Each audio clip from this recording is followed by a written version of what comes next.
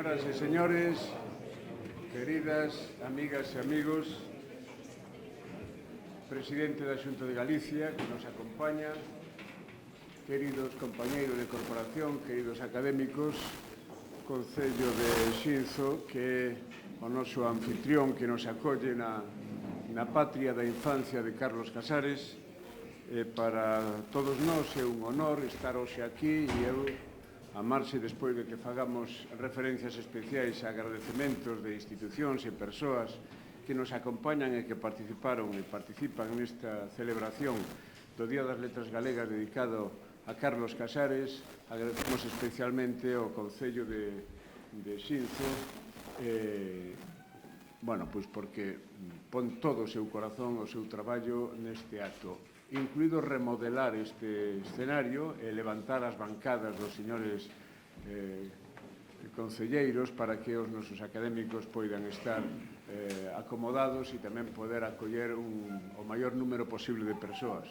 Agradecerlle tamén á familia, sobre todo á familia de Carlos, que están hoxe connosco aquí e que estes días, pois, supoño que están vivindo unha experiencia emocional grande, agridoce, digámoslo así. E agradecerlle tamén ás persoas que non poden hoxe ocupar este salón porque non hai sitio para todos, pero que nos acompañan dende a praza, onde está instalada unha pantalla para poder asistir ao acto, e onde despois haberá un acto cívico complementario desta sesión plenaria extraordinaria da Academia, que é o que nos reúne aquí. Esta é unha sesión plenaria da Real Academia Galega de carácter extraordinario dedicado á persoa que en este ano vai nomeado o Día das Letras Galegas, Carlos Casares. Por tanto, para iniciar o noso acto, ten a palabra o secretario da Real Academia Galega, o excelentísimo señor don Enrique Monteagudo, que dá lectura á certificación do acordo do plenario no que se determinou que o Día das Letras Galegas deste ano 2017 estaría dedicado a Carlos Casares Mouriño. Moitas grazas, señor presidente. Moi bo día. Enrique Monteagudo, secretario da Real Academia Galega, certifica que en sesión ordinaria celebrada polo pleno desta corporación o día 9 de xullo do ano 2016 se adoptou o acordo de dedicar o Día das Letras Galegas do ano 2017 a Carlos Casares Mouriño e, para que así conste, expido a presente certificación na cidade da Coruña o día 17 de maio de 2017. Ben, pois o acto, como xa moitos coñecen, porque non é a primeira vez seguramente que asistiron a un acto destas características, unha sesión plenaria extraordinaria destas características da Real Academia Galega, o acto consiste na intervención de 3 académicos, de unha académica e 2 académicos que glosarán dende distintos aspectos a figura de Carlos Casares. En primeiro lugar, ten a palabra a nosa compañeira de corporación, Fina Casal de Rei.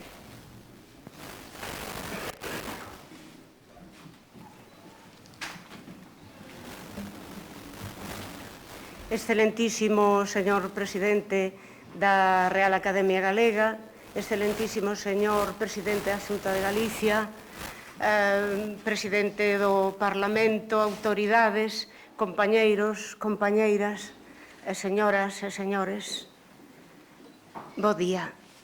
Escoitan vostedes. Tiña que ser aquí, na capital da Limia, onde hoxe batese con forza o recordo de Carlos Casares Mouriño. Era de xustiza. Aquí, os latexos da súa memoria son campás de celebración que repican a semada en todos os recunchos do país. Beiro, Sabucedo, Lama, Xinzo, son espacios actuados na súa epiderme con tinta permanente e que, como escritor de alma ao aire, fai agromar a cotío na súa obra. Lembran vostedes? Os limiaos tampouco non esquecen, male a lenda de desmemoria que rodea as augas do río. O Limia leva conta do momento en que o neno Carlos estivo a piques de morrer afogado e de cando el mesmo salvou a seu irmán Xavier en circunstancias semellantes. Hoxe o contaba na radio. Aquí, no corazón da Limia, chegou dende o seu ourense natal con apenas 4 anos, despregou as súas ás de neno curioso para abrir as portas ao mundo emocións e do coñecemento, figúraseme velo agarimado por este sol do verán que tanto lle pracía, collido da man de seu pai mestre en Xinzo, mostrándolle todo o que aprendera nos xogos cos outros rapaces da aldea. Pai, a que non sabes como se chama esa árvore? E aquel claro, redondos de atenta noitebra, nas noitiñas de luz escasa, algunha daquelas historias de guerra e de guerrillas que tanto conturbaban e habían de influir na súa obra futura. Vexo, colocando nun antel do pequeno moble construído por el mesmo un dos libriños que viñan cos paquetes de azafrán que lle regalaban na tenda de ultramarinos de Xosé Ramón, ou preguntando no quiosco pola última publicación de Suchai, El pequeño limpiabotas. Chegou el hombre de la cicatriz. Mentre fai tintinar na palma da súa man a peseta e os 25 céntimos que custaba cada exemplar. Guido, o neno lector, acompañado de Suchai, a Londre Pantera, viaxaba ata o sur de Italia xusto despois do desembarco dos aliados para, impresionado, camiñar polo medio das tropas comandadas polo general Eisenhower. Entre os escombros das casas derruídas, rodeado de canto perigo, pode imaginar un neno. A lembranza, conmovido, dedícalle un artigo que recolle o momento en que recibe uns exemplares da devandita publicación. Abrín o primeiro e foi como se de pronto lembrase todo, tanto o episodio en sí como o lugar onde o lín. Non me fixo falta máis para pasar un día completamente feliz. Imagino coas mans gozosamente esfoladas de tanto raspar pedriñas e amasar barro para construir en Xel unha vilenteira en miniatura. Mesmo figúraseme velo, despois da sesión de cine dunha tarde de domingo, no mesmísimo cuarto de proxección, recollendo do chan os recortes de cinta de nitrato de celulosa que guardaría logo nunha caixiña cal prestado tesouro. No ecosistema de Xinzo existiu a primeira escola do fantástico. Enraizou no cerne das esencias galegas e experimentou o feito prodixioso de comprobar que as pequenas cousas poden dar paso a grandes emocións e que permanecen habitándonos de por vida. Cando trataba de compoñer o texto que agora lles leo, o primeiro que me veo á cabeza, como a un instantáneo lóstrego, foi a columna en branco que no xornal onde escribía a diario deixaron o 10 de marzo de 2002. Aquel domingo, ninguén ocupou a atalaya dende a que, sen renunciar ao rigor intelectual, se apegaba a nosa pel para se comunicar co mundo, cos mineiros e cos ministros, cos que militaban na lingua e con quen se achegaba por primeira vez. Nunca antes nin despois un anaco de xornal aparentemente baleiro dixo tanto. Alí detivémonos xentes de diferente ideoloxía e condición para, no silencio sonoro daquel papel branco, lermos todo o que Carlos Casares fora deitando en nós ao longo da súa frutífera, aunque curta traxectoria profesional e vital. Foi como un sedimento fondo e máxico nunha poza inmensa, na que xerminaba a sombra triste dun exilio inverosímil que perdía os límites para ser mar. Si l'on écoute le silence sonore, cantou o poeta Francis Biel Griffin. E por aquel espacio, por aquel silencio do xornal, como a cartas de amizade que nos poñían ao día, comezaron a desfilar as súas viaxes, os personaxes que coñeceu Arxentes Alimia, o Gato Samuel, os trens eléctricos, a Harley Davidson, ramalladas de soños, descubrimentos, preocupacións, alegrías, todo con sabia e admirable capacidade do columnista, de memoria prodixiosa, quizáis tocado pola musa Clio, que consegue o equilibrio entre autenticidade e sedución para trazar a maravilla. Mais non foron tan só os de Amarche os que poñerse naquel papel aparentemente mudo que nos sobrecollía. De maneira inesperada, fórase antes o home que o escritor. E alí, como a un poliedro de 1000 caras, ademais do escritor coubo o amigo mozo xornalista que argallou el averno imitando a man as columnas dos periódicos impresos, o coleccionista, o cinéfilo, o futbolista, o viaxeiro, o profesor, o políglota, o político que participou en botar a andar a lei de normalización lingüística, o ensayista, o biógrafo, o editor, o conferenciante, o conversador capaz de engaiolar os máis variados públicos. nos encontros da Casona de Berines, puide comprobar a pegada de sabedoría e simpatía que deixou o seu persoal lingú de comunicador universal. Naquele papel branco, no que confluían todas as cores, coubo outro sí, un dos pioneiros en escribir, traducir e publicar literatura infantil e juvenil. Nun dos artigos da sección A ledicia de ler, manifesta a súa preocupación pola falta de libros para a infancia na nosa lingua. Fala dos prexuizos cara a esta literatura que non hai noutros países nos que os grandes escritores dedican parte da súa obra á xente miúda. Como consecuencia desta actitude, escribe, en Galicia apenas temos produción propia, de xeito que os nenos e os seus educadores dispoñen dun número moi escaso de lecturas onde escoller. Aquí quixera determe brevemente para recoñecer a moito máis que a simbólica contribución de Casares á literatura infantil e juvenil, o contexto histórico no que foron publicados tanto o libro de relatos A Galiña Azul como o texto dramático As laranxas máis laranxas de todas as laranxas, igual que Os soños na gallola de Manuel María, Polo mar van as sardiñas de Xoana Torres, O león e o paxaro rebelde de Bernardino Graña, Mar adiante de María Vitoria Moreno, ou a segunda edición, por fin en Galicia, do libro fundacional Memorias dun neno labrego, é o que os fai se cadra máis valiosos. Son libros que abriron un camiño novo nese ermo poboado tan só de prexuizos. Sen deixar atrás as raíces, subiu no expreso da literatura para percorrer o mundo e universalizar a literatura tamén a infantil, desprendendo-a de localismos e didatismos. Tomando emprestadas palabras de Fernández del Riego, que lle dedicou a este académico que con 36 anos acadara méritos dabondo para ingresar na institución, podo dicir que Casares realizou o mellor dos enxertos ao seu enraizamento popular co novo, conseguindo así un feitío orixinal. Del Riego, como unha premonición, engadiu: somente a mocidade de talento, a orixinalidade de boa lei, se salva da esmagadora tolvaneira do tempo. E vel aquí estamos, 40 anos despois, rendéndolle tan merecida homenaxe. Casares, sempre un paso por diante, sementando a flor que anima, cal principiño de Superi.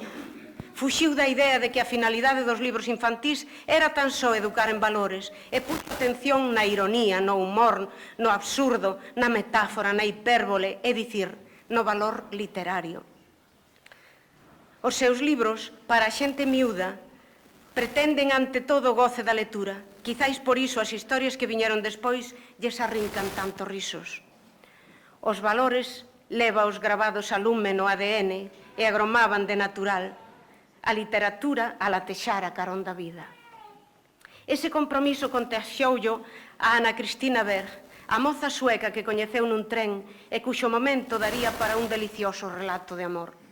Cristina non só aprendeu a falar galego, senón que se implica na causa despertar na infancia a conciencia de identidade e a finais dos 70 publica Dona Galicia, un relato que fala da importancia que tivo Galicia en tempos pasados, do prestixio da lingua, da literatura, en fin. Son moitas as homenaxes que o persoeiro está a recibir. Esta de hoxe é de xustiza, mas non é a única. Tal vez as máis fermosas sexan esoutras que ateigadas de enxeño e empeño xorden espontáneas da rapazada e do profesorado de toda Galicia como sabedeiros amorodos ondos regueiros. A pouco que naveguemos por esas novas tecnoloxías ás que Casares lles abriu axiña as portas, decatarémonos da magnitude e repercusión que a súa figura suscita no mundo do ensino. E non me refiro tan só ao magnífico e exhaustivo traballo do Instituto de Vigo que leva o seu nome ou aos centros de educación infantil e primaria de Xinzo ou de Nigrán, que se honran de levar tamén o nome de Carlos Casares. Os centros de ensino de toda Galicia son neste 2017 un fervedoiro de entusiasmo no que poñen música e voz aos seus poemas da maneira máis orixinal que se pode imaginar. Representan as laranxas, fan teatro de monicreques, curtametraxes, pintan de azul todas as galiñas do mundo, entrevistan aos seus achegados, descobren o seu inmenso legado e, sobre todo, len a súa obra. Pode haber honra maior para un escritor. En agosto, xusto polo San Bartolomeu, Carlos Casares cumpriría 76 anos, a saber o que podería ter feito nestes anos de ventos feridos para a fala. Castelao, no adro de sempre en Galiza, refírese aos homes que pasan pola vida predicando as excelencias dunha doutrina como a sementadores de teorías, cuxo máximo ideal é convertérense en estatuas de bronce ou de mármore tras a morte. Non se decatan, di, de que o verdadeiro heroísmo consiste en trocar os desexos en realidades. Non foi ese o caso de Carlos Casares. El, como o propio Castelao, soubo que no compromiso entran os actos máis que as palabras. Imagínoos xuntos, felices, fantasiando en que por fin atopamos un lugar baixo o sol para a lingua. Recuperamos a presenza do galego no ensino e foi asumido o Plan Xeral de Normalización Lingüística do galego por toda a sociedade, incluídos os poderes, con cabeza, corazón e feitos. Eu tamén fantasío. Figúraseme ver a Casares sentado, quizáis nun sillón azul, fronte ao mar de Nigrán ou á beira do Limia, consciente de que hoxe a nosa literatura infantil e juvenil voa por riba dos tellados do mundo sen complexos, escribindo para o futuro a máis fermosa das historias infantís, xa non só polo compromiso co país, senón por pura emoción para Xulia Karen, a neta que non puido coñecer. Remato cuns versos do poema Amemos, que forma parte da triloxía Poemas de Lembranza coa que gañou o terceiro premio das Festas Minervais de Compostela, no mesmo ano en que comezou a celebración das letras galegas, nas que tanto se implicou. Amemos, inda que a esperanza turre cara abaixo, a vencellarnos sempre contra nuncas, de campos sen aire e corazóns parados. Eu só engado. Amemos, poñámolo o corazón e a lingua a andar por un país con máis domingos no almanaque. Soñar é un dereito necesario.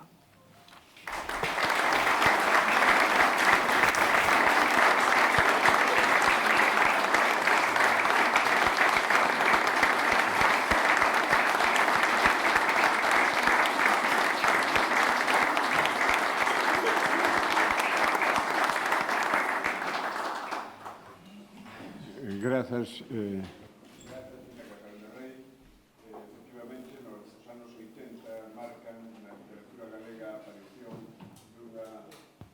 Na literatura galega digo que os anos 80 marcan a aparición dunha corrente nova que enriquece as nosas letras de xeito importante, que é sobre todo esa produción para os públicos máis novos, é dicir, a literatura infantil e a literatura juvenil, representada nestas intervencións precisamente por Fina Casal de Rei para salientar a condición de pioneiro que Casares tivo xunto con outros compañeros e compañeras naquelas datas. Ten agora a palabra o excelentísimo señor don Enrique Monteagudo, académico numerario da Academia.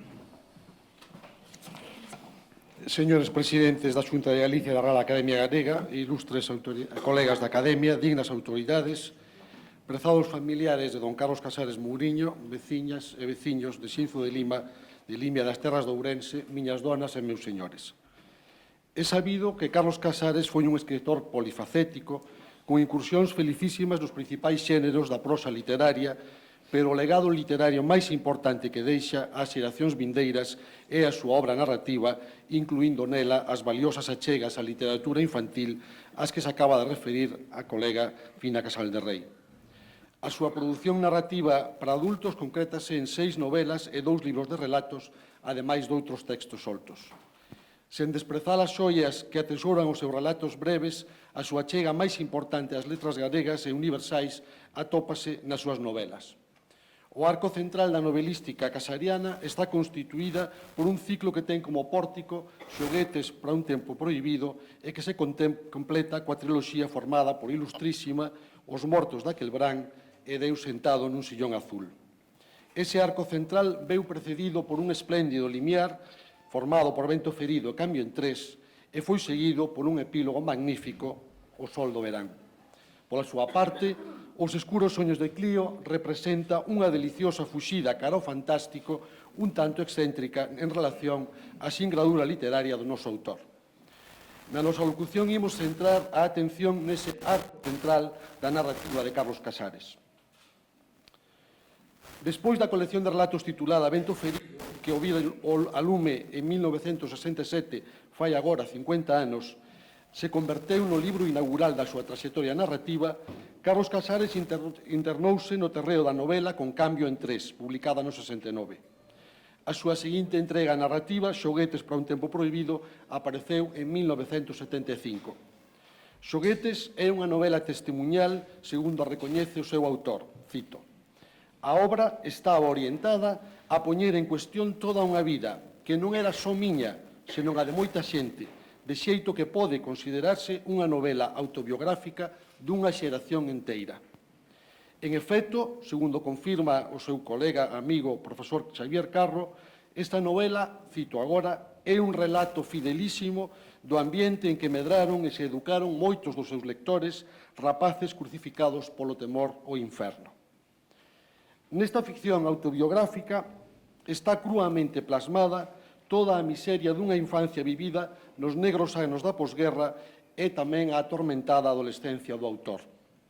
A obra mergúllase despois no ambiente insumiso do estudantado universitario antifranquista dos anos 60, refuxiado nas catacumbas da clandestinidade para fuxir das gadoupas dun aparello represivo implacable. En palabras do xa citado Xavier Carro, atopamos nesta obra temas emotivos que logo serán recorrentes no seu universo novelesco, como son o autoritarismo, a intolerancia, a violencia, a amarga realidade dunha sociedade vixiada e reprimida polo franquismo. Segundo Casares, entre Xoguetes e Ilustrísima, que se publica no ano 80, produciuse unha inflexión. Ata a primeira novela citada, a súa experiencia vital constituía a materia prima da súa obra, mentres que a partir da segunda, cito a él, non forma parte da miña biografía. Por outra parte, está fora de dúbida que Ilustrísima, Os mortos daquel verán e Deus sentado nun sillón azul forman unha triloxía concebida como tal polo autor. Lembremos as súas declaracións ao xornalista Tucho Calvo. Nos mortos daquel verán quería seguir o ciclo que comezara con Ilustrísima de reflexión sobre o fanatismo, o dogmatismo e a violencia. A miña idea era escribir 3 novelas arredor dese tema, e a última estou agora con ela, retomando o mundo intolerante da posguerra. Refírese, obviamente, a Deus sentado no sillón azul. Non obstante, o que imos tentar demostrar aquí é que, no fondo, a pesar de que existe esa fenda entre Xoguetes autobiográfica e as outras 3 obras, a pesar desa fenda, digo, existe unha continuidade sustancial entre Xoguetes e a devandita triloxía. O noso parecer, as novelas da triloxía Ilustrísima, Os mortos, Deus, constitúen unha exploración por parte do autor do que puideramos chamar os antecedentes da situación de opresión que o narrador de Xoguetes, isto é, o propio autor, dado o carácter claramente autobiográfico da obra, fora vítima durante as primeiras décadas da súa vida. Conforme a lectura que propoñemos, despois de recrear nesta obra a experiencia da ditadura, experiencia que levaba gravada na súa propia pel, con aquela triloxía, o autor propúxose novelar o que poderíamos denominar a xenealoxía do franquismo. Noutras palabras, a triloxía trata de responder á pregunta: como chegamos a aquilo?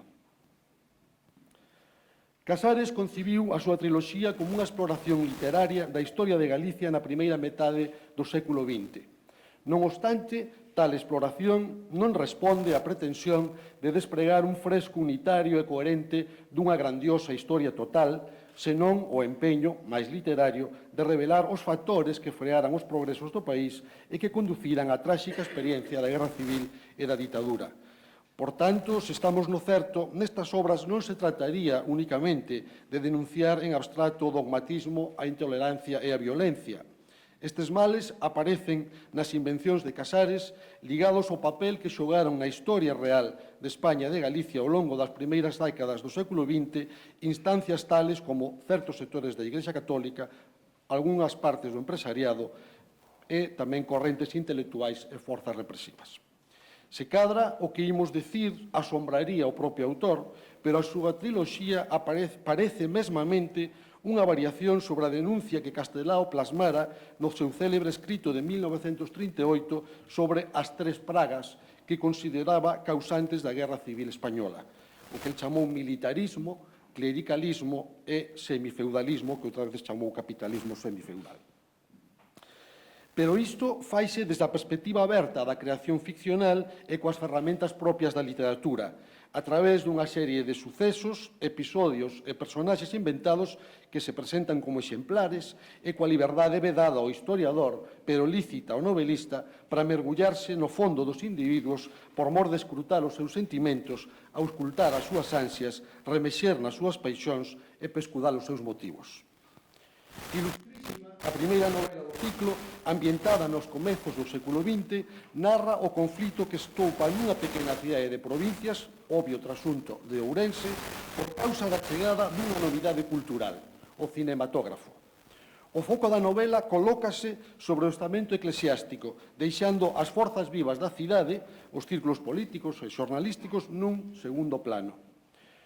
Os cóengos do cabido catedralicio, encabezados polo electoral, consideran que o cinematógrafo é un invento diabólico que virá traer a desorde moral e minará a autoridade da Igrexa, polo que desatan unha feroz campaña para que o trebello do diaño sexa expulsado canto antes da cidade. Pero o protagonista da novela, o bispo, non está moi convencido disto. E contempla o novo aparello con máis curiosidade que escándalo, ata o punto de que, nun dos episodios máis divertidos da obra, dá en disfrazarse para asistir el mesmo de incógnito a unha sesión daquele extraño espectáculo. Por tanto, o conflito nesta novela ten un carácter basicamente cultural, pois ben provocado pola irrupción dunha nova modalidade de arte, o cine, propiciada por unha innovación tecnolóxica. Pero tamén é un conflito de poder. Vemos aquí retratado un sector do clero que, aferrado fanáticamente a unhas crenzas e a uns privilexios anacrónicos, rexeita unha innovación que o povo, en cambio, acolle cunha mestura de pasmo e de entusiasmo. Finalmente, é este sector reaccionario o que acaba impoñéndose, provocando a violenta expulsión dos inocentes portadores da novidade, a familia Barballerata.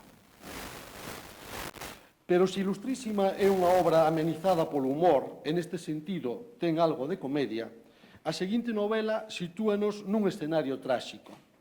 O verán do título remite ao ominoso estío de 1936 e os mortos, tamén do título, son os paseados polos esbirros dos golpistas. O asunto da novela consiste no esclarecemento da morte do boticario dunha pequena vila, trasunto desta vila mesma, Xinzo de Limia, que hoxe nos acolle, que aparece morto nun camiño nos arredores. A versión oficial é que a morte fora causada por un accidente, pero corre a voz de que se tratara dun asasinato cometido polos sicarios do propietario da fábrica que se adheriu ao golpe do 36.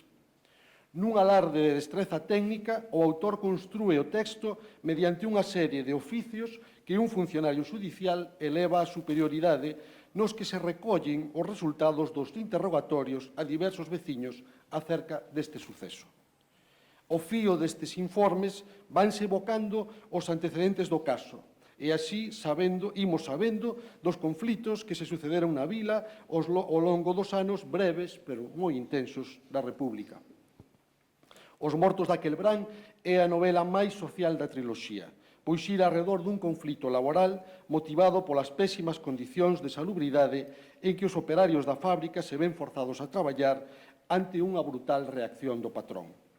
Pero a complicidade do párroco co empresario introduce no conflito o elemento do fanatismo religioso do que acaba sendo vítima precisamente o boticario, personaxe que introduce nesta obra un tema moi querido polo autor, o coñecemento científico como aliado do progreso.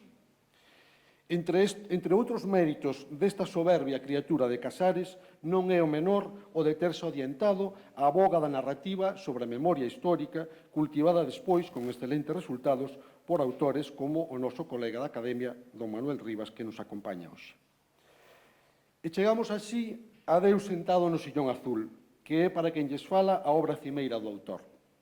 O seu obxecto é a análise do papel dos intelectuais no advento do novo réxime, co pano de fondo das accións da guerrilla antifranquista e as represalias das Forzas Armadas. Se en Ilustrísima se deixa sentir o acento cómico e nos mortos predomina o tráxico, Deus sentado constitúe unha ficción intensamente dramática.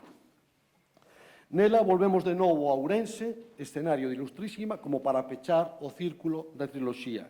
Pero, ademais, reaparece con forza o elemento autobiográfico que fora tan potente en Xoguetes, de xeito que a última novela da triloxía empata cronolóxicamente con esta, é dicir, cos tempos da infancia do propio Casares, anoando así a triloxía coa obra que lle serve de pórtico. Nun novo alarde de pericia narrativa, o autor desenrola o novelo de Deus sentado desde o punto de vista dunha muller que espreita a través da ventá da súa casa o seu veciño de enfronte, un intelectual xa caducante que antes da guerra fora un brillante profesor con quen ela mantivera un romance. O vaidoso escritor de antano converteuse, após do golpe de Estado, nun exaltado apoloxeta dos salvadores da patria e o gano rebaixouse o papel de loubamiñeiro servil da ditadura. Pero a muller que esculca os seus movementos non só o aborrece por isto, senón que o domina pola súa complicidade no xuicio trucado en que un mozo republicano fora condenado a morte. Ao longo da triloxía, o discurso ideolóxico está expresado a través da experiencia vivida polos personaxes que son figuras humanas de carne e oso, non máscaras de ideas, evitando a presentación descarnada de calquera doutrina.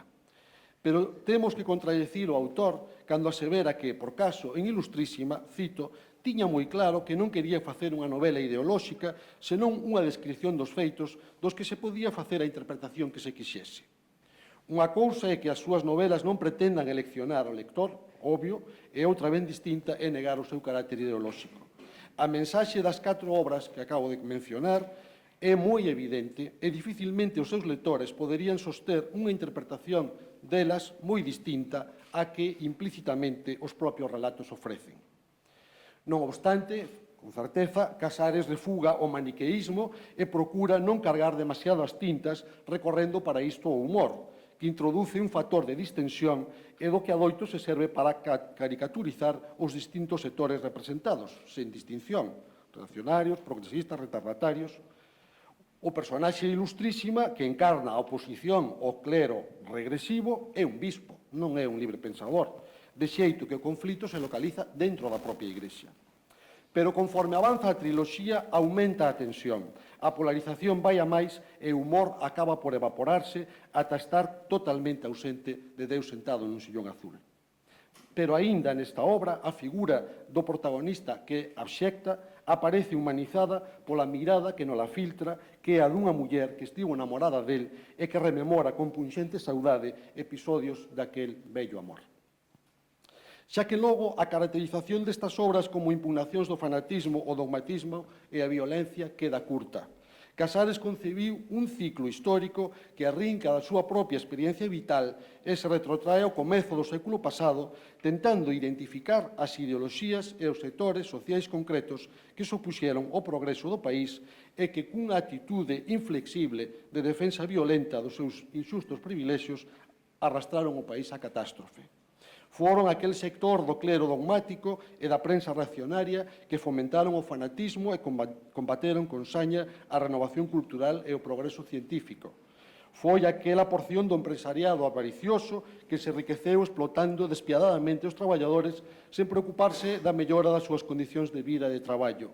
Foron aquelas greas de intelectuais irresponsables que alimentaron a fogueira do fanatismo, exalzaron a violencia e aplaudiron o totalitarismo.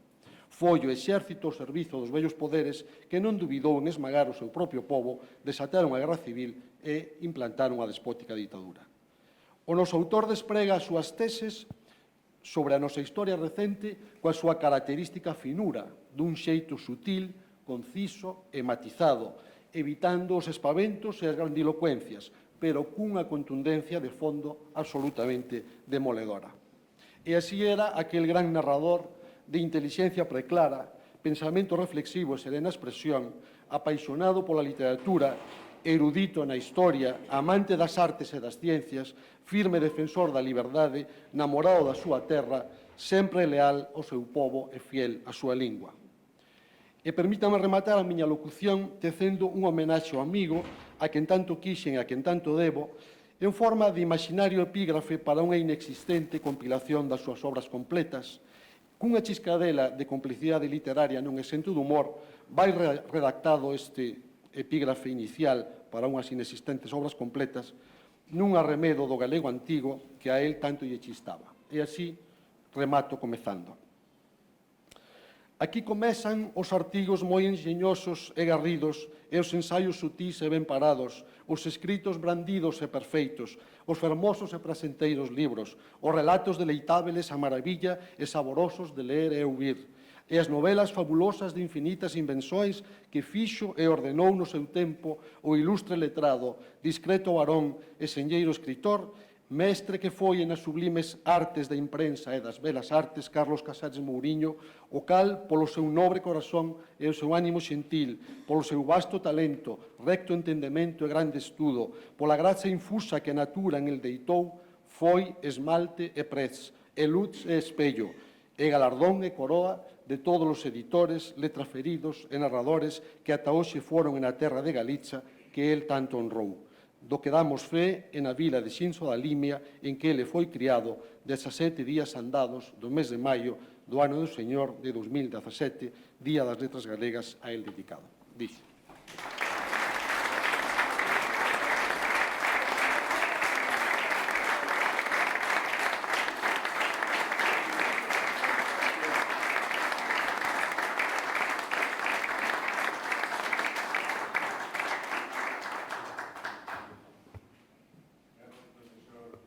Grazas, profesor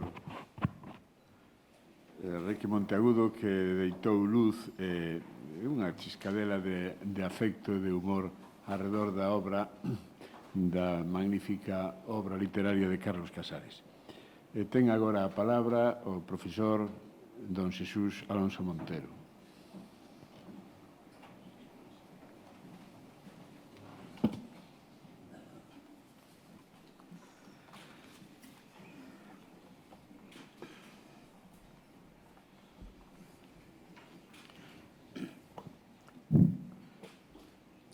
Excelentísimo señor presidente da Xunta de Galicia, excelentísimo señor presidente da Real Academia Galega, ilustre e moi querida familia de don Carlos Casares Mouriño, os seus irmáns, os seus dous fillos e a netiña que neste momento está ausente, excelentísimas e ilustrísimas autoridades, miñas donas e meus señores, leva por título a miña intervención Carlos Casares, 23 versos de 1967 e unhas lacónicas frases contemporáneas do seu diario. Que Carlos Casares foi un escritor polifacético é algo que os letraferidos do país saben ben. Que a novelística de Carlos Casares constitúe un capítulo importantísimo da narrativa galega de todos os tempos xa é un lugar común. Que Carlos Casares protagonizou o mellor columnismo literario en lingua galega da segunda metade do século XX, hai tempo que é un tópico indiscutible. Que Carlos Casares veu ao mundo para ser escritor e que, como tal, se realizou dun xeito consciente e autofruitivo, é unha realidade que xa perciben os rapaces do bacharelato de certa intuición literaria. E que Carlos Casares foi o mellor contacontos nos faladoiros tabernarios de Galicia, é materia que non tardará en estudarse nas mellores cátedras de oratoria doméstica das máis vanguardistas facultades de letras de Europa e de América.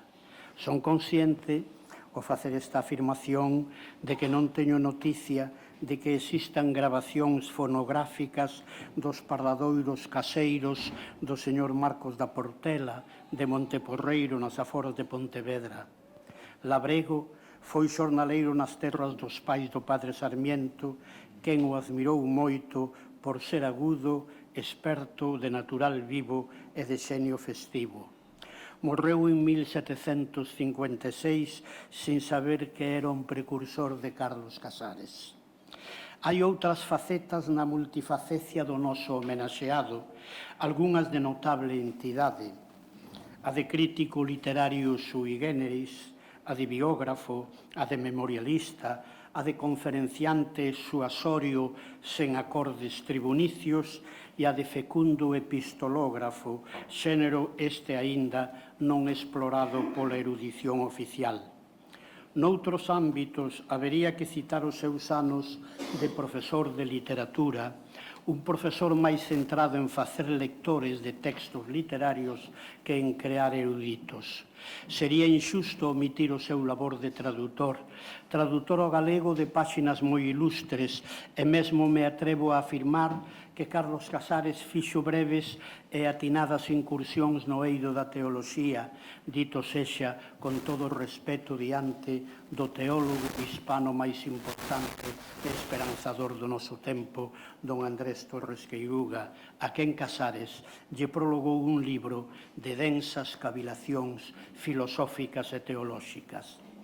Sen dúbida existe algunha outra faceta digna de mención na biografía intelectual dunha personalidade tan rica como a de Carlos Casares, pero eu hoxe, ict et nunc, vou referirme a un xénero literario que Casares cultivou con estimable decoro e certo éxito público nos seus anos mozos, nomeadamente entre 1963 e 1968, a poesía.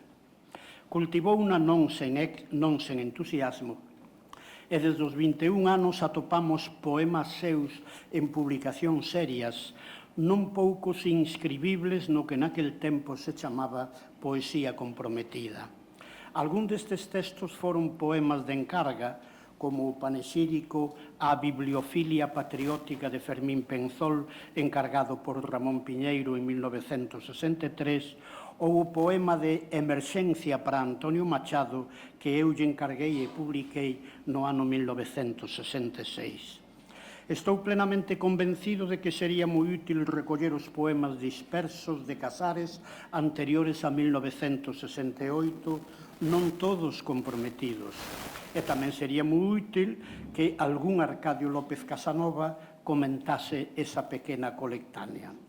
Mais o certo é que desde 1967, o ano de Vento Ferido, Casares intúe que o seu territorio literario é o do relato. Por si fose pouco, algo antes xa o alentara neste sentido Ramón Piñeiro, mentor do noso escritor, non só en mesteres literarios. En carta de maio de 1965, extrañamente escrita en castelán, Piñeiro profetizara: todos estamos convencidos de que estás llamado a ser un gran renovador de nuestra novelística.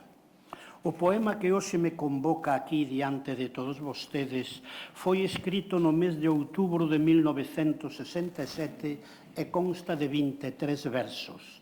É unha elexía suscitada por alguén que, coa súa morte, manca fondamente o corazón do poeta. Hoxe amañecín un pouco máis pobre, mancado de ti, e sinto unha dor de buraco fondo. Versos 1 a 5. Quen morreu non é a amada, ou a nai, ou a irmá, ou un gran amigo. Era alguén moi admirado, ás veces venerado, porque levaba na frente unha estrela e na perna cívica do seu espírito o mapa entrañable das máis fermosas esperanzas. Era alguén que non morreu, mataron. Ao fin, están tranquilos, brincaron que de nós abriron unha ferida máis na nosa fame, onde era o teu corazón un pan redondo para a nosa liberdade. Versos 6 a 11. Por iso, o poeta mancado, doído, continua: agora o mundo coxea do teu lado, sangra de ti, fixéronse máis pequenas as razóns do amor, e non hai quen escape a esta pobreza, compañeiro, irmão, que perdemos todos, claror desta mañá recén fuxida. Versos 12 a 18. Nun mundo que é máis pequeno e máis pobre, o poeta, nos 5 versos finais, formula ou tatexa a súa orfandade e o seu desacougo ante un porvir sin o protagonista do poema. Non sei como pensarte, como che dar dimensión do que se foi, encher de futuro a túa ausencia, Ernesto, compañeiro, irmão que te mataron.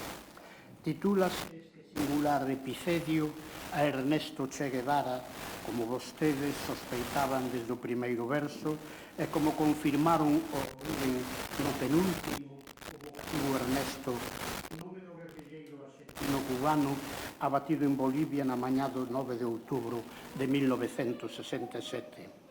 Nos últimos meses dese ano, hai medio século, centos de poetas hispanos e non hispanos versificaron en moi distintas linguas o seu pranto polo Che en elexías conmovidas, algunhas antolóxicas.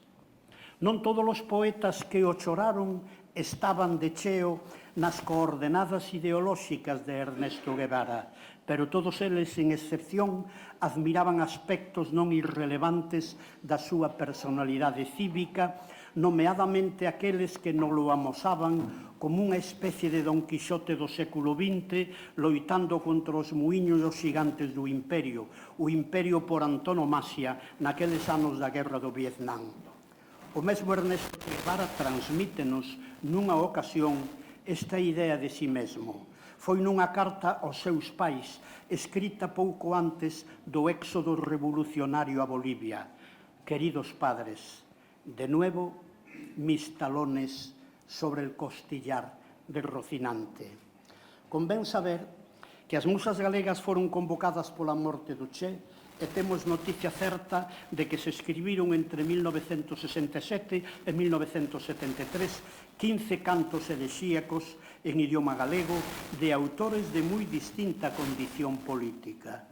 Reparemos por orde alfabética nos nomes: Eliseo Alonso, Manuel Álvarez Torneiro, Carlos Casares, Alfredo Conde, Xavier Costa Clavel, Celso Emilio Ferreiro, Salvador García Bodaño, Manuel Lueiro Rei, Manuel Faría, Xosé Luís Méndez Ferrín, Xosé Neira Vilas, Uxío Novoneira, Manuel Rodríguez López, Farruco Vaz, e un fiscal anónimo, hoxe sabe. Ideolóxicamente, son musas bastante distintas. Distaba do marxismo Eliseo Alonso, pero eran marxistizantes Celso Emilio e Neira Vilas. Boa parte destes escritores, marxianos ou non, proclamábanse guevaristas, e tres dos autores militaban en Galicia no Partido Comunista, o anónimo Manuel Lueiro Rei e Alfredo Conde, daquela militante moi entusiasta. Non relatarei, señoras e señores, como boa parte destes poemas, incluído o de Casares, chegaron a Cuba en 1969 para seren editados honorablemente, pois en España a autoridade competente non autorizou a súa publicación en 1968. A autoridade competente, como moitos de vostedes lembrarán, era o ministro de Información, Manuel Fraga Iribarne. Hai neste elenco de nomes algúns poemas ocasionais, pero non escasean os que transcenden a ocasión. É o caso do titulado A túa luz contra das tebras, que finaliza dun xeito algo semellante ao de Carlos Casares. Compañeiro, irmán e compañeiro, uso a miña palabra e disparoa á busca da túa luz contra das tebras. Son versos do poeta Salvador García Bodaño, autor que 5 anos antes traducira do catalán ao galego 20 poemas do cantautor valenciano Raimón. Sabido é que tardou nesta traducción a Carlos Casares. Agora ben, Casares, o cantautor de Ernesto Che Guevara, é só un aspirador da súa enerxía cívica e do seu espírito solidario cos humildes e menesterosos da sociedade, palabras estas, humildes e menesterosos, que xa figuraban no programa político-militar de Don Quixote. Impónse aquí deputármonos sobre o epistolario Carlos Casares e Ramón Piñeiro, nunha carta de de maio do 65, o estudante de 23 anos comunica ao sabio pensador compostelán que está fascinado polo marxismo. Esta é a palabra, fascinación. Informado Ramón Piñeiro de que aquel inquedo rapaz está engallelado polo ideario marxista, trata de disuadilo epistolarmente. Cruzanse cartas nas que Casares vai matizando a súa posición en realidade a dun home religioso que se propón conxugar o cristianismo postconciliar co socialismo marxista, conxugación que daquela xa tiña un certo predicamento intelectual en España, sobre todo en Cataluña. Nunha das cartas, Casares confesa a Piñeiro o seu contrariado pero respetuosísimo contradictor. Por unha banda, sedúceme a praxis do marxismo, pero pola outra non me podo liberar da miña formación cristiana. Feita esta declaración, Carlos Casares faise esta pregunta: eu son cristiano ou máis ben supersticioso? No verán dese ano, o 1965, Casares vive unha experiencia que conviría a investigar a fondo. Vive na parroquia da Xironda do concello ourensán de Cualedro na compaña dun sacerdote catalán, o padre Totosau, un caso claro de cristián comprometido coa causa socialista. Con el viña, ademais dun xitano, unha moza natural daquela parroquia que fora criada de servir en Barcelona e que logo, coa axuda do sacerdote marxista, chegara a mestra nacional. Casares, bastantes anos despois, construiu para Tucho Calvo este relato. Viñan coñecer o pobo dela, que era a Xironda. Eu vim arrastrado e fomos todos pasar uns días ali, unhas xornadas extraordinarias, porque este home era cristián e marxista. E explicábao tan ben. Tivemos grandes conversas naquela aldea, que era un lugar moi propicio para abordar eses temas, un sitio dunha extrema pobreza. Estou falando do comezo dos 60. A situación ali era espantosa. A casa deste rapaz, que era onde dormíamos, era unha prenda de chan de terra que se vía pola noite ao traveso das paredes e o pobo era moi pobre. Este home era o contrario de Piñeiro. Falaba moi rebajado e era moi antigo. Comecei a sentir unha gran felicidade polo marxismo. Debo aclarar que neste texto Casares recorda con pouco. O seu interese polo marxismo é anterior, polo menos un ano. En carta a Piñeiro de agosto de 1964, a primeira carta sobre o tema, faille saber que acaba de ler un libro dun pensador marxista inglés, Bernard, que o iluminou, tanto que aínda afirmando a súa condición religiosa, pensa que o marxismo, como doutrina práctica, pode redimir os nosos campesinos. Hai outra imprecisión na conversa con Tucho Calvo. O padre Totosau non o coñeceu en Xinzo no verán de 1965, sino en Barcelona en xaneiro dese ano. Achegamos o dato o propio Piñeiro nunha carta do 21 de febreiro deste ano. Alegroume de que aproveitaras a ocasión para falar co padre Totosaus. É un home ben interesante e que ele che presentase outros amigos. Piñeiro, que era a comprensión case ilimitada, estimaba aquel sacerdote que, sen deixar de selo, abrazaba o evanxeo marxista do que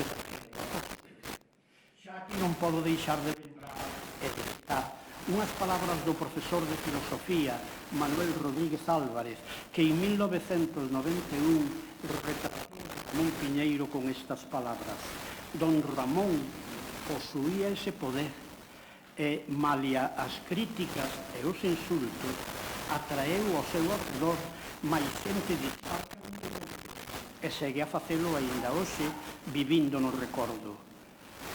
Ramón Piñeiro tiña ese poder porque falaba case todos os idiomas do espírito. Quen dominaba tantas linguas estaba en condicións de comprender a teoría e a praxe do padre Totosaus, a quen consideramos interesante. Pola mesma razón, Ramón Piñeiro, políglota antes que filósofo, entendeu as inquedanzas revolucionarias de Carlos Casares e non tardou moito en disuadirlo. Piñeiro era un disuasor respetuoso e cordial, pero temible. Xa en 1935 ou 36 desconvencera a Ángel Fole dos seus efluvios comunistas. O noso políglota faloulle a Casares tamén no seu idioma, quizáis no seu peculiar dialecto. O que me propuxen nesta locución, infelizmente moi esquemática, é debruzarme sobre un período da biografía de Carlos Casares, un Carlos Casares moi pouco coñecido, autor de textos como os citados sorprendentes para non poucos eruditos. Hai moitos máis, un tan epatante para o seu mentor o maestro, non admito ningunha clase de capitalismo ou neocapitalismo. Estou seguro de que o cristianismo somente se poderá realizar por medio do socialismo. Dito isto, engaría, a Iglesia comeza a pensar a sospeita case a evidencia de que nestas datas Carlos Casares non só conversaba moito en Xinzo con Antonio Rodríguez González, bibliotecario e profesor de matemáticas dunha academia, senón que a él lle debe as primeiras incitacións como lector de libros e traballos marxistas. Casares, en escritos seus, ten falado con moita admiración deste profesor e bibliotecario, aínda que en ningún teña indicado que foi el quen o orientou nun principio como lector deste tipo de textos. Cabe sospeitar que chegou tamén a certas lecturas marxistas da man de Camilo de Dios, o heroico guerrilleiro de Sandiás.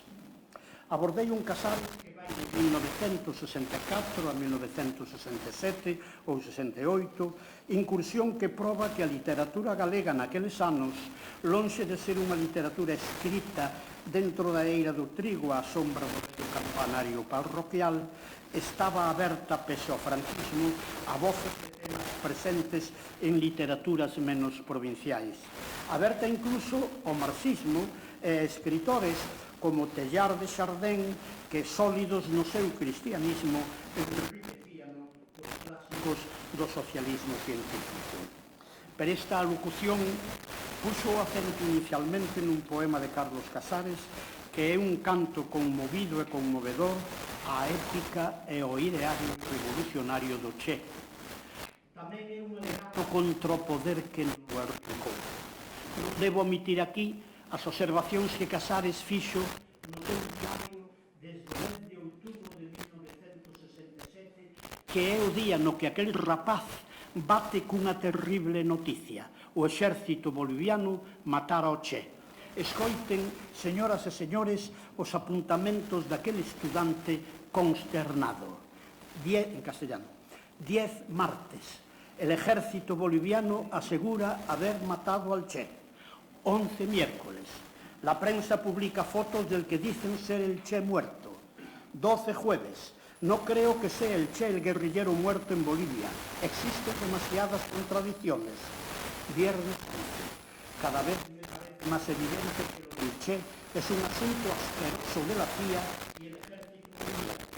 Sábado 14. Estoy convencido. El Che no ha muerto.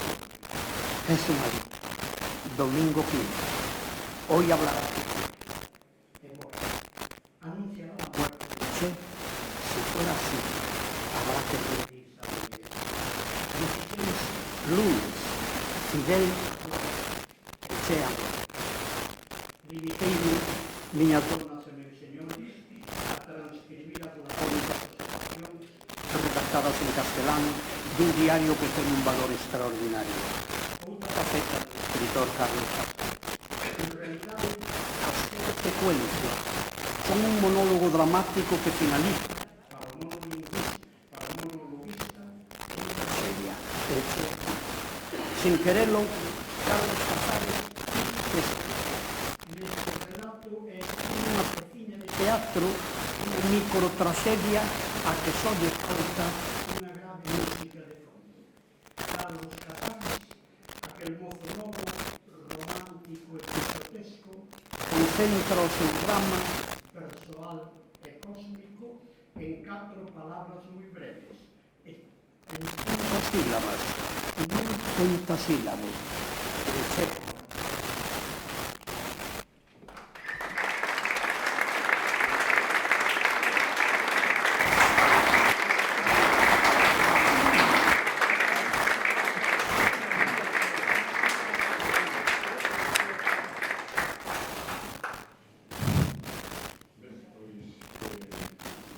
Tivemos a oportunidade de escoitar tres alocucións distintas, complementarias, que abordan distintas facianas dese poliedro, tantas veces citada esta imaxe, que é Carlos Casares.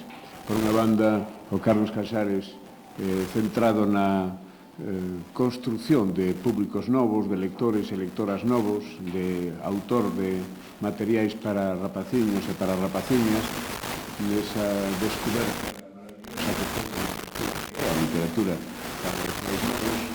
Por outra banda, ese Casares constructor dunha obra literaria narrativa poderosa a través das súas novelas que analizou o profesor Monteagudo, e logo esta dimensión de Carlos Casares, certamente novidosa, dende a erudición do profesor Alonso Montero, tanto dende a perspectiva da poesía, que non se aborda nunca, poucas veces, cando se trata da obra de Casares, e como esa mocidade entusiasta arredor da figura do Che e do marxismo, que é produto tamén dunha época, dunha xeración.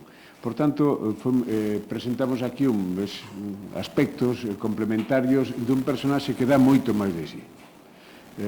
Eu non me vou estender agora porque xa imos moi apurados de tempo e agora, a continuación, o señor alcalde nos vai conducir a inauguración dunha placa dedicada á figura de Carlos Casares e despois teremos ese acto cívico, ese acto social, popular na praza, onde nos invita tamén a estar presente o presidente da Xunta que tan xenerosamente nos acompaña.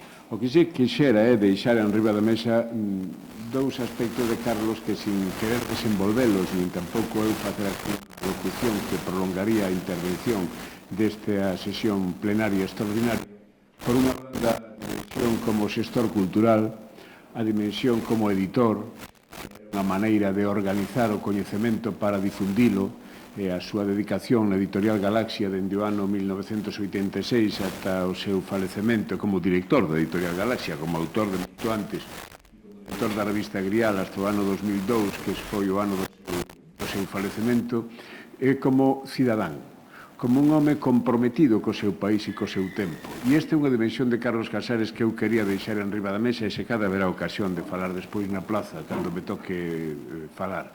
A súa dimensión como home comprometido cas institucións, ca construción dun país que necesita dunhas institucións sólidas, xenerosas, creíbles, capaces de concitar a aceptación social, porque un país é un proxecto de futuro, sobre todo. E os esteos, os alicerces dese proxecto de futuro son as súas institucións. Carlos non traballou dende a etiqueta de partido, pero sí traballou con un compromiso por Galicia, pola lingua, pola cultura, pola identidade política tamén do noso país, a través de institucións como a Real Academia Galega, na que anos, o Consello da Cultura Galega, que presidiu ata o seu falecemento, a propia editorial a que fixen referencia, e outros moitos lugares onde tivo ocasión de pular, incluído o Parlamento de Galicia, onde desenvolveu unha actividade importante sempre alrededor da lingua e da cultura. Creo que, ademais, según nos anunciaba outro día o presidente do Parlamento, hai intención de publicar as intervencións parlamentarias de Carlos Casares, que será tamén unha achega máis a esa dimensión rica dun personaxe que nos honra hoxe ca súa memoria. Por tanto, eu hoxe cerro aquí a intervención desta sesión extraordinaria cun capítulo que non quero deixar pasar porque é de xustiza e é de ser ben nacidos, ser agradecidos, que son os agradecementos. Primeiro, as persoas ou despois as persoas que están aquí, se se quere, primeiro a familia de Carlos Casares, que nos acompaña, incluída a súa netiña que entra e sae da manda Zanai, a súa neta Xulia, que a Cristina e a Carlos moito lle gustaría vela aquí hoxe. A Fundación Carlos Casares e o Concello de Xinzo, en particular o seu alcalde, que nos acompaña polas facilidades para a organización deste acto. Foi, dende o primeiro momento, fomos acollidos con toda a xenerosidade, con todo o entusiasmo. Alcalde, moitas gracias, porque además creo que hasta nos ter reservados algunha sorpresa para despois, pero xa fora do acto. Moitas gracias, alcalde, moitas gracias á corporación toda, porque non é só o seu alcalde, son tamén todos os grupos políticos que participan neste acto. E moitas grazas especialmente, teño que dicilo, á presenza do presidente da Xunta, que nos acompaña, porque todos os anos está connosco neste acto. É unha maneira de reafirmar e de comprometerse con algo que no ano 1963 era un acto académico, era un acto moi limitado, a pesar de que houve tamén unha dimensión social naquela Compostela da procesión cívica dende o Salón Nobre de Fonseca ata a estatua de Rosalía na Alameda de Santiago, pero hoxe que aquilo que foi un acto de minorías, inevitablemente, hoxe, afortunadamente, é unha explosión social. É un fenómeno social o Día das Letras en todo o país, que xa non é o Día das Letras, nin sequera é a Semana das Letras, nin o mes das letras. É unha actividade e un movimento cívico de implicación que eu teño que decirlo e confesalo agora, dado que estou prácticamente estreando na miña condición de presidente da Real Academia Galega, pois eu nunca tiven consciencia, ou polo menos nunca tiven información o miúdo de tantas actividades, de tantas iniciativas ás que nos chaman, que nos convocan, que nos piden, senón a presencia física, porque non é posible, a pesar de que os académicos os correspondentes participan, poden, e ás veces vámonos milagrosamente, como onte, por exemplo. A cantidad de asociacións culturales, empresas, particulares, colegios, familias, incluído a taberna de turno que pon na porta un letrero dicindo hoxe os viños, iso vino eu onte, hoxe os viños desta casa van a honra e memoria de o Día das Letras Galegas. Foi unha taberna en Bertamiráns, o cual, bueno, pois, a verdade é que é un feito que fala da sociedade civil e fala das posibilidades que temos se somos capaces de encontrar as cousas que nos unen, non as cousas legítimas, por outra banda, que nos separan. Gracias, por tanto, a todos os presentes e ao presidente do Parlamento que nos acompaña, a conselleiro de Cultura e Educación. Teño unha chuleta porque es que senón voume esquecer, e aínda así voume esquecer. O presidente do Tribunal Superior de Xustiza de Galicia, ao fiscal xefe de Galicia, ao reitor da Universidade da Coruña, aos representantes das universidades de Vigo e de Santiago de Compostela, aos presidentes da Real Academia de Belas Artes e da Real Academia de Ciencias, os voceiros dos grupos parlamentarios do Partido Popular e do Grupo Socialista, ao representante da asociación que ven da outra beira do Atlántico, que nos envían os amigos da Galicia Exterior, da Academia das Letras Argentinas, é dicir, a amigas, amigos, e sinto que este cadra esquecín algúns. Gracias aos compañeiros de corporación que participan unha vez máis nestas iniciativas, e agora levantar imos proceder a esa inauguración da placa dedicada á memoria de Carlos Casares na praza de Carlos Casares. Moitas gracias pola presencia a todos os asistentes, grazas aos que estiveron na praza asistindo a este acto a través da pantalla, porque aquí non puideron estar, non puidemos abrir a máis o espazo. O alcalde e a corporación fixo un esforzo grande levantando as bancadas dos concelleiros, espero que ningún deles se sinta ofendido. Moitas gracias a todo Xinzo por acollernos na súa casa. Moitas gracias.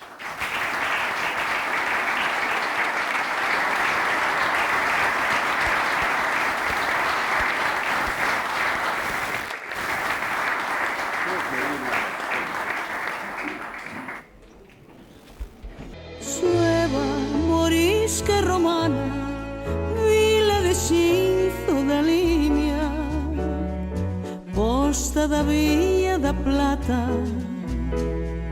Antioquía e alquimia, meigas e Santa Compaña, Xinzo cima de Ribeira, gana de novas para